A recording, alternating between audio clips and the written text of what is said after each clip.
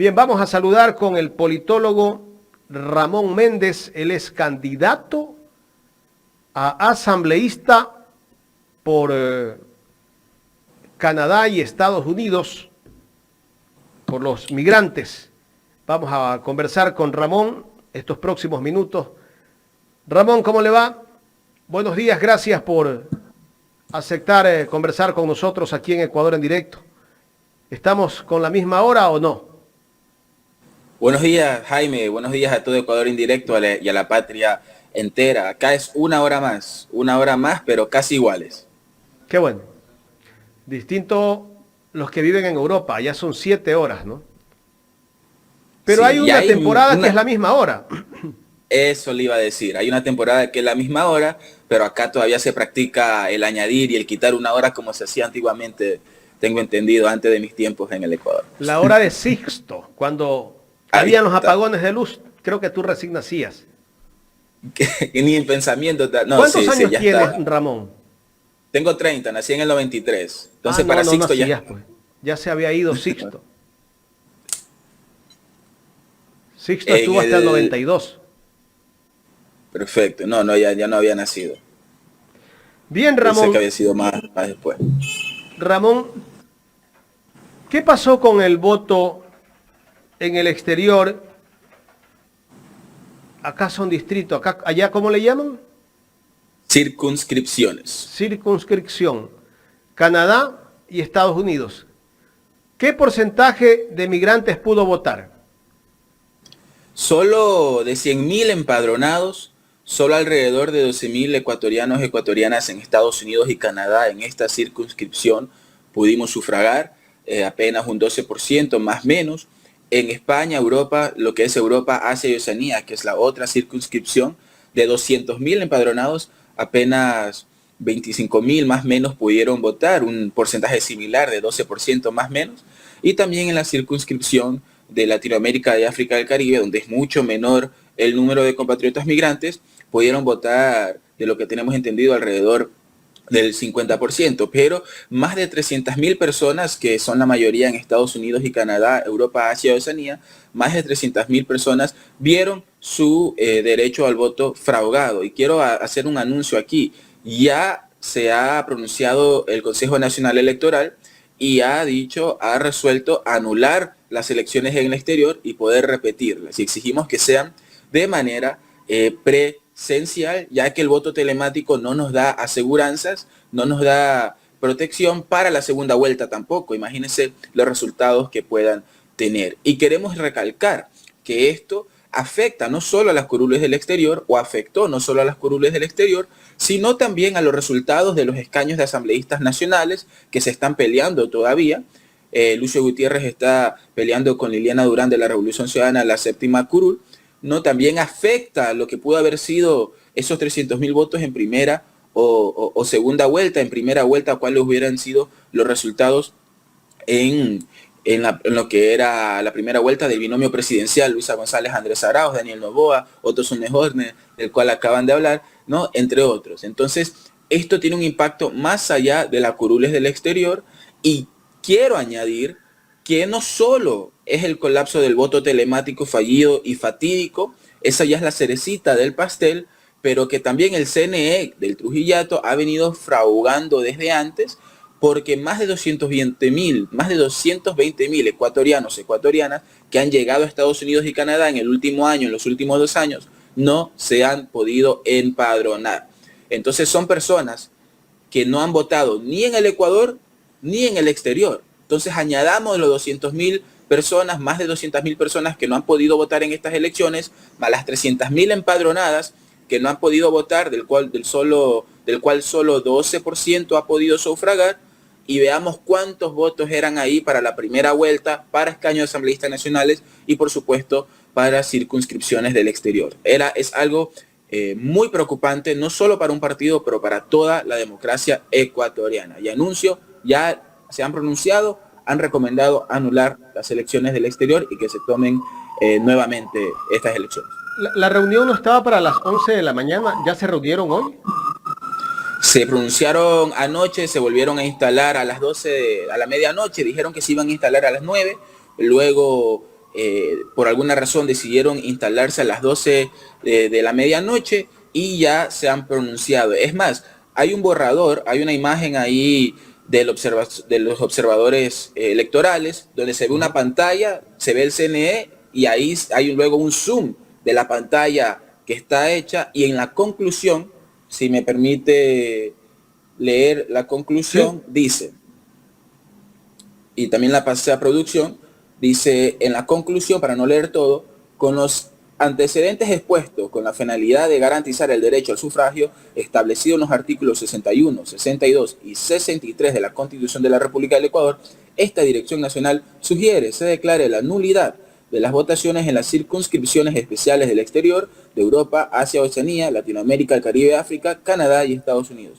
El amparo de lo dispuesto en el artículo 143, numeral 3 de la Ley Orgánica Electoral y de la Organización Política de la República del Ecuador. Código de la Democracia, debido a que de conformidad con los informes analizados, los referidos ataques de ciberseguridad ocasionaron la corrupción de 786 registros en la base de datos, afectando los resultados, pero sobre todo el ejercicio de los derechos de participación de los ciudadanos ecuatorianos residentes en el exterior. Esto ya se venía diciendo desde antes, que no habían las condiciones. Lo dijimos en frente de Diana Tamain, lo dijimos en frente de José Cabrera.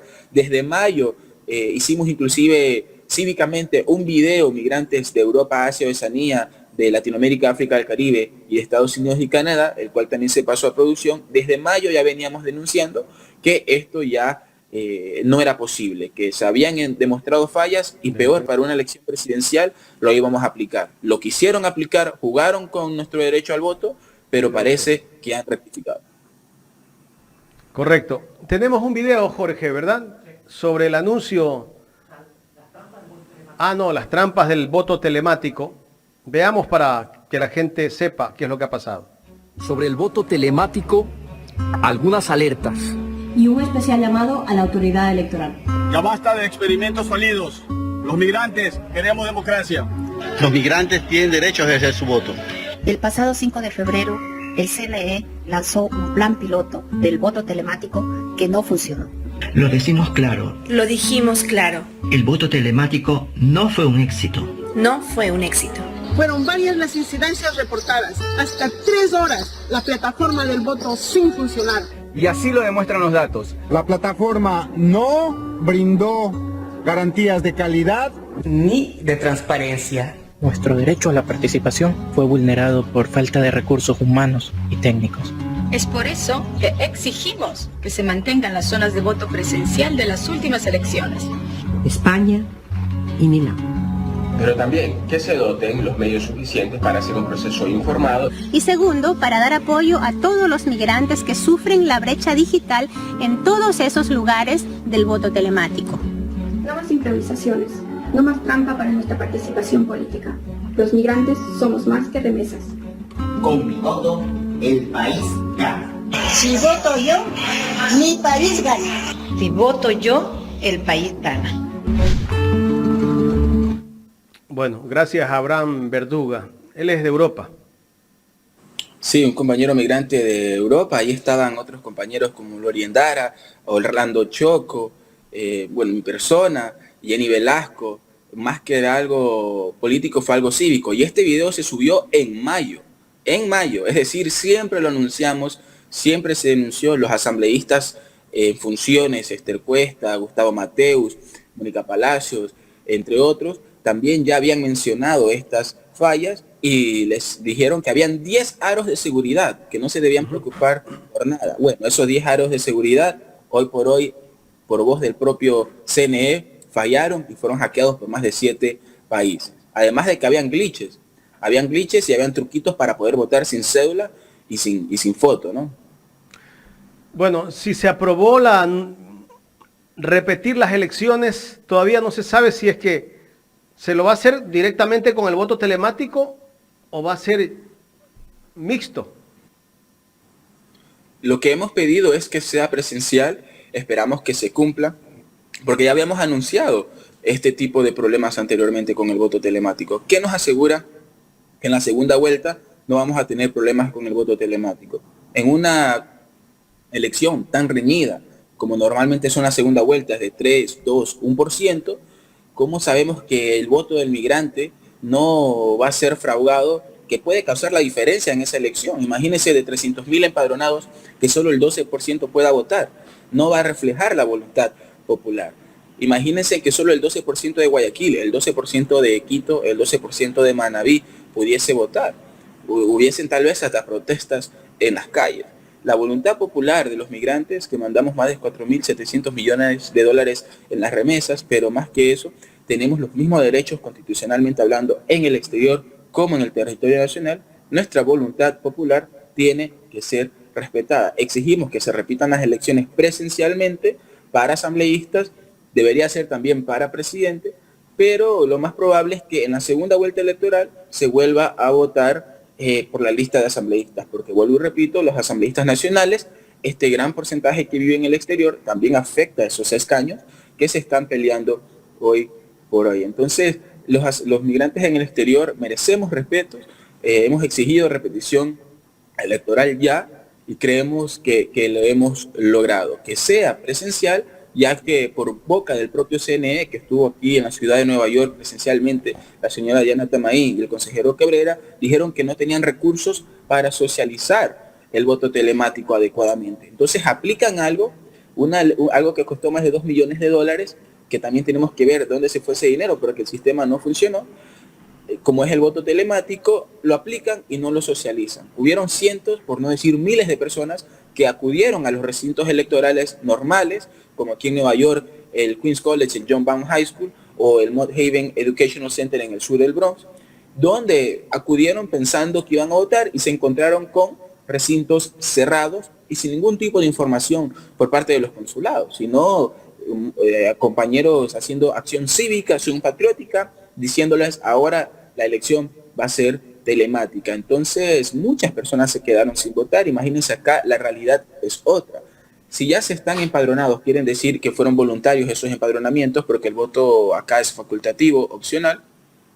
Estaban empadronados, más tal vez no tienen el tiempo de estar viendo grandes programas como Ecuador en directo, entre otros, e informándose del día a día del acontecer nacional. Dijeron, escuché que va a ser el 20 de agosto y voy a votar, pero nunca se enteraron que era telemáticamente, ¿no? También tenemos que entender el contexto del migrante. El feriado nacional para votar, como lo fue el 20 de agosto, no es feriado en el exterior. Igual tenemos que trabajar, igual tenemos que estudiar, igual tenemos actividades normales. Entonces aquí lo que ha quedado claro es que se tiene como última rueda del coche al migrante, que no se entiende el contexto migrante, y acá somos otra patria. Acá el Estado y quien sea que gobierne para las próximas elecciones, esperamos que sean las más preparadas mentes y las personas más preparadas, como lo son Luisa González y Andrés Arauz, pero aquí ya tienen que recordar que los migrantes somos parte de la patria, tenemos que ser tomados en cuenta como ya lo fuimos durante el gobierno de Rafael Correa, donde tuvimos consulados de calidad y con calidez, tuvimos Secretaría Nacional de Migrante, tuvimos Casa del Migrante, tuvimos consulados honoríficos, consulados itinerantes, y necesitamos regresar a ese país, no solo hacerlo igual, pero hacerlo mejor, donde los migrantes tenemos grandes derechos y grande representación, como lo es en la Asamblea Nacional. Aquí seguimos siendo candidatos y candidatas, porque no fueron oficiales los resultados, nunca se dieron oficiales por el exterior, y Dios mediante la repetiremos presencialmente. Son 6 los asambleístas que se eligen por el exterior, ¿verdad? Así es. Correcto. ¿Qué porcentaje de migrantes votaron en las elecciones pasadas? No en las de este domingo, en las anteriores.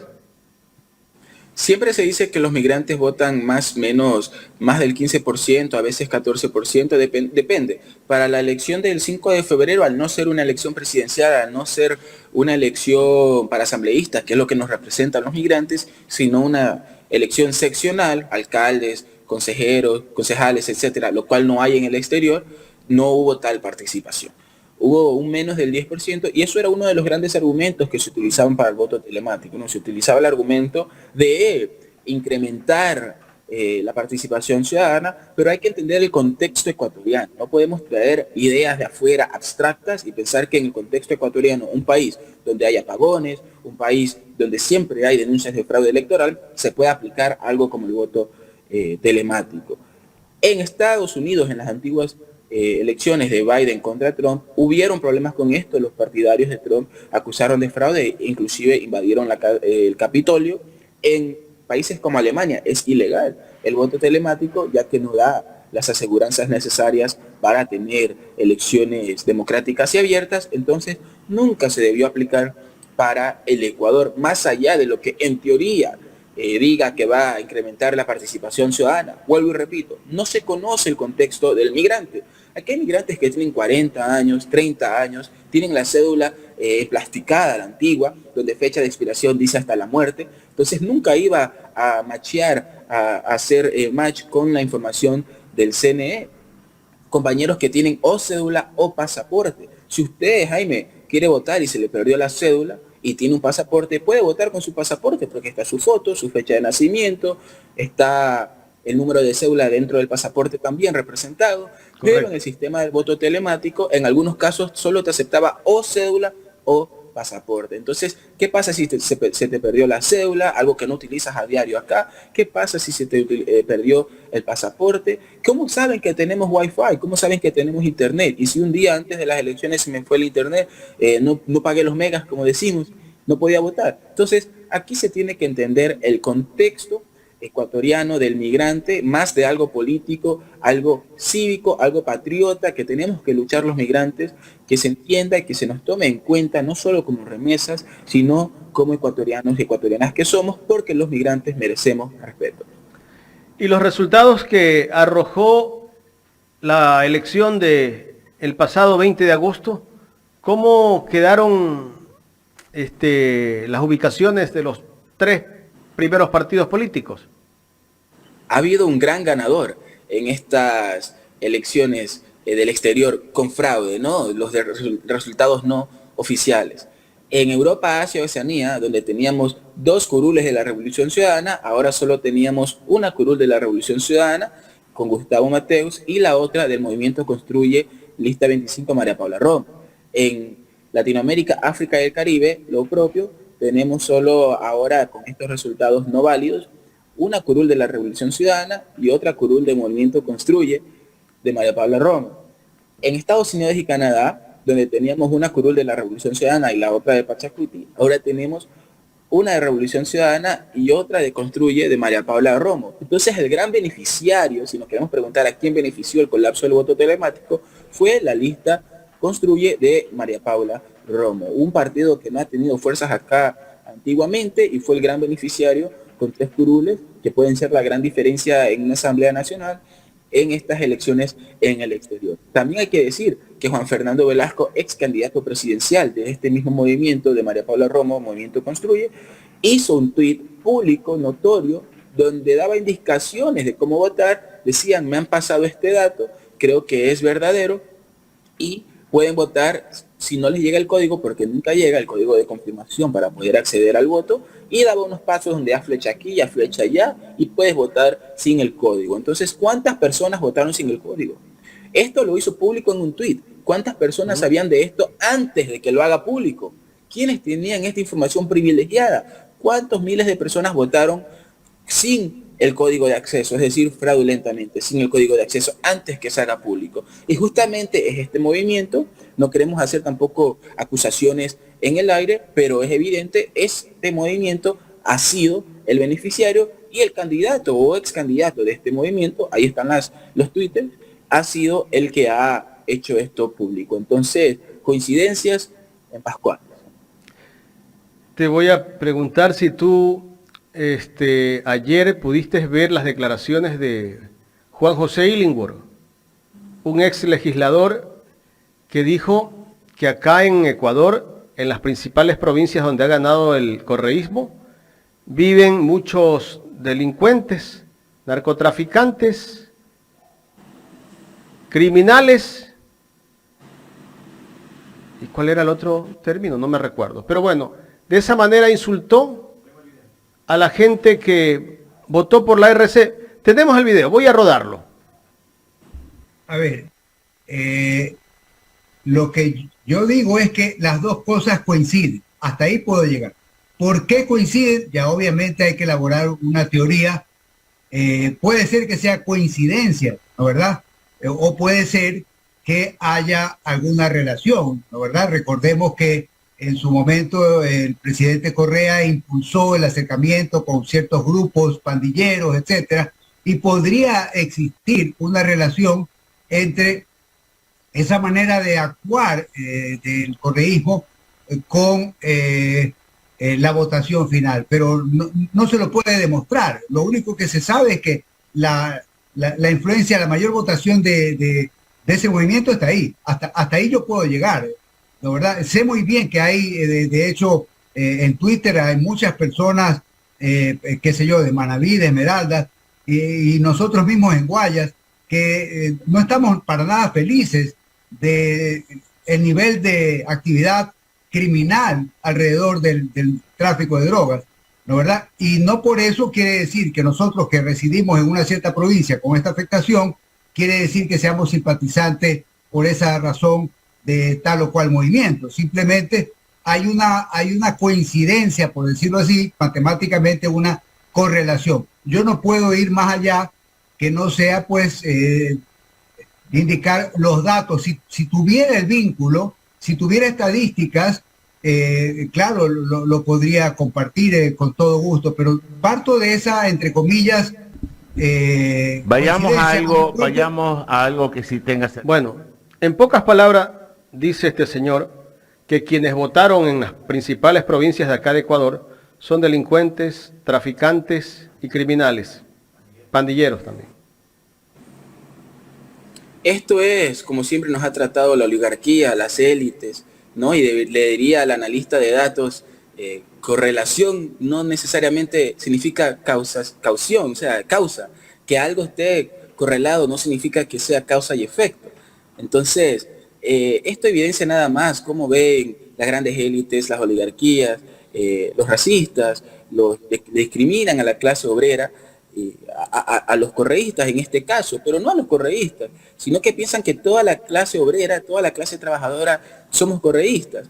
Solitos se delatan, saben que la clase trabajadora son correístas, en este caso saben que los migrantes, las migrantes somos correístas, somos gratos por ser bien representados, somos personas que hemos sido expulsadas de nuestra patria, y así como Manabí, los migrantes somos bastión de la revolución ciudadana, somos bastión del progresismo y de lo que es la verdadera patria. Entonces, esto es lo que ha ocurrido. Esas declaraciones lo dicen mejor que nada. Se les sale, destilan el odio, destilan el repudio por los negros, por los cholos, por los montubios, el pueblo indígena, y destilan el odio también por los migrantes. Por eso nos tienen como la última rueda del coche, porque saben que somos bastión de la revolución ciudadana, saben que hemos sido personas exiliadas económicamente, sacadas de nuestra patria involuntariamente en busca de días mejores. ¿Quiénes somos la mayoría de migrantes?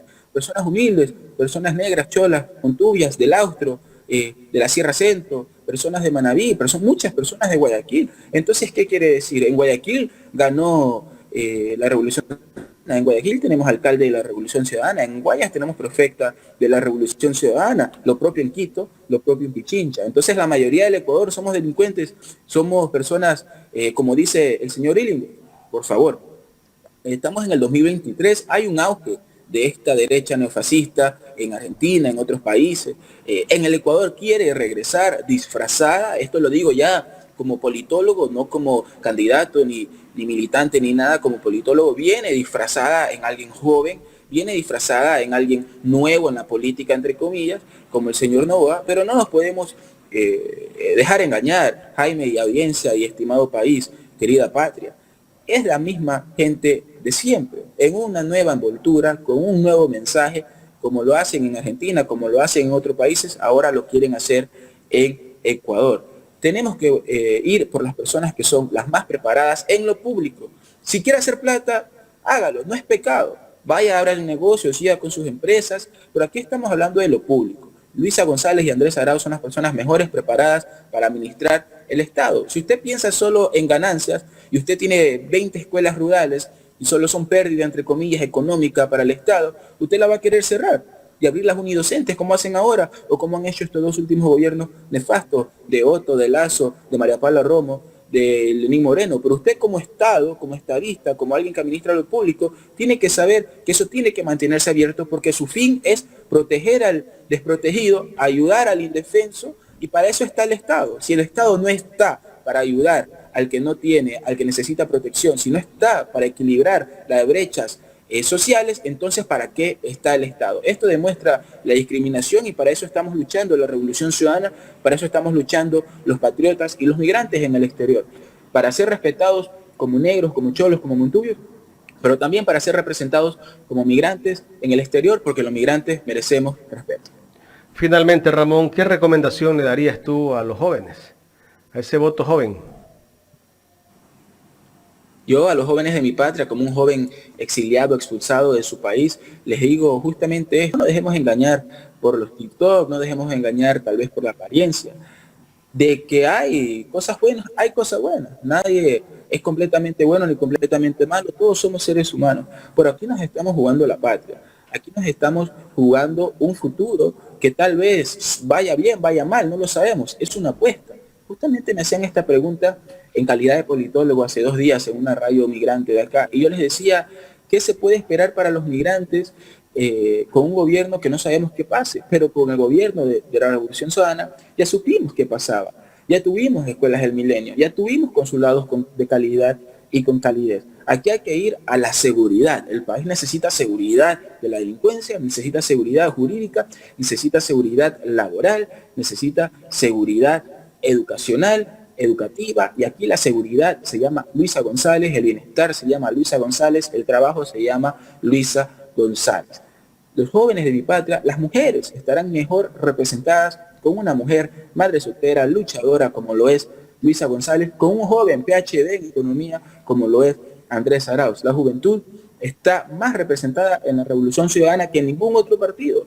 Tenemos Mónica Palacios, Ramón Méndez Rivas, Margarita Guerrero, tenemos Yairén Noriega, tenemos grandes jóvenes en todo el país que representan y son representados en la Asamblea Nacional y en otros ámbitos por la Revolución Ciudadana. La Revolución Ciudadana es el movimiento de los jóvenes, es el movimiento de las mujeres, no hay por dónde perderse. Luisa González y Andrés Arauz, y a cuidar el voto. Seguimos cuidando el voto para los escaños de asambleístas nacionales. Invito a toda la militancia y a toda la patria a cuidar el voto. Necesitamos cada uno de los curules, estamos peleando por la curul de Liliana Durán y Toño Cañarte. Les invito a ir a cuidar el voto. Grandes compañeros revolucionarios que necesitan estar allá, jóvenes de la patria, a luchar por nuestros derechos, pero realmente yendo a lo seguro. No queremos mañana tenerlos acá de migrantes. Bienvenidos si vienen, pero queremos que puedan hacer patria en nuestro país, que no tengan que dejar a sus madres, a sus hijos, sus sueños y sus metas en la tierra que los vio nacer. A la juventud querida, todo por Luisa González y Andrés Arauz. Gracias al politólogo Ramón Méndez por habernos dado parte de su tiempo para conversar aquí en Los Especialistas. Gracias a ustedes, Jaime, Ecuador en directo, y a todo el Ecuador un abrazo, y seguimos en la lucha, vamos por esa victoria. Los migrantes somos patria y los migrantes merecemos respeto. Un abrazo a todo el Ecuador. Gracias a nuestro invitado Ramón Ramón Méndez, invitado en Los Especialistas, es candidato a asambleísta por la circunscripción de Canadá y Estados Unidos.